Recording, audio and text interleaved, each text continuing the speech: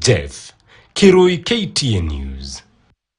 Our Deputy President Rigathi Gachagua will soon visit Colombia in efforts to reform the coffee sector. Speaking at his current residence, where he accepted an invite from Vice President of the Republic of Colombia, Francia Elena Marquez Mina, in Nairobi, Gachagua said he will head to Colombia with a delegation from the coffee subsector so as to learn from its expertise in coffee production. Now, Marquez is in the country for a state visit that is informed by a memorandum of understanding on political consultations signed by the two countries in 2021, whose main objective was enhancing the partnership and engagements existing between them. The two also deliberated on ways of boosting trade relations between the two countries, including the introduction of direct chartered flights from Kenya to Colombia, which will be an enabler for trade and investments to enhance cooperation in a number of fields such as training in Spanish,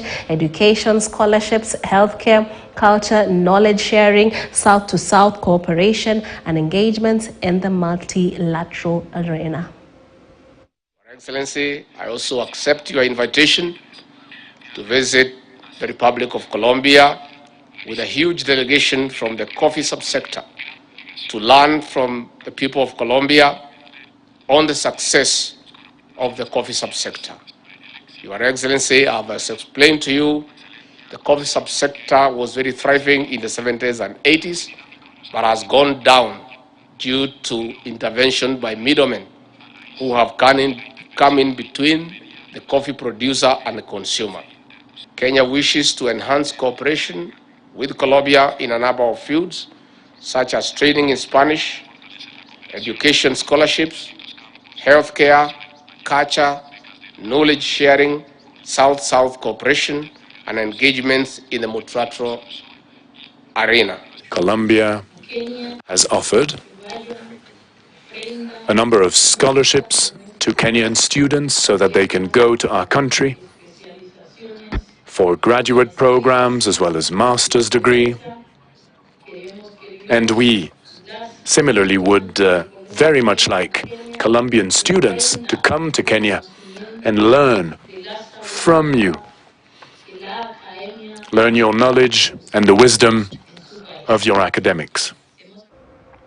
Now, the National Syndemic Disease Control Council, led by the CEO Ruth Laibon Marsha, today held a community sensitization campaign on ending the triple threat of HIV infections among young people, adolescents, pregnancies, and sexual and gender-based violence at Dandora Community Hall. Hussein Mohammed with that details.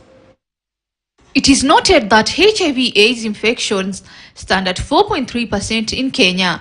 The infections are more prevalent in women than men. Most young women get infected through transactional sex due to poverty. In that, young girls engage in sexual activities in exchange for food, pads, among other products. There was even a concept that a demand for sex for water, where the girls will be left at home and they will then have somebody go and fetch water for them in exchange for sex. Youths are forced to be parents. Like Irene, not her real name, she became a mother at 16 years. Kitu wa kwanza nilikimbilia marafiki and walinipea advice ya kutoa, so sikuwa nimerealize mimba ni ya miezi 7.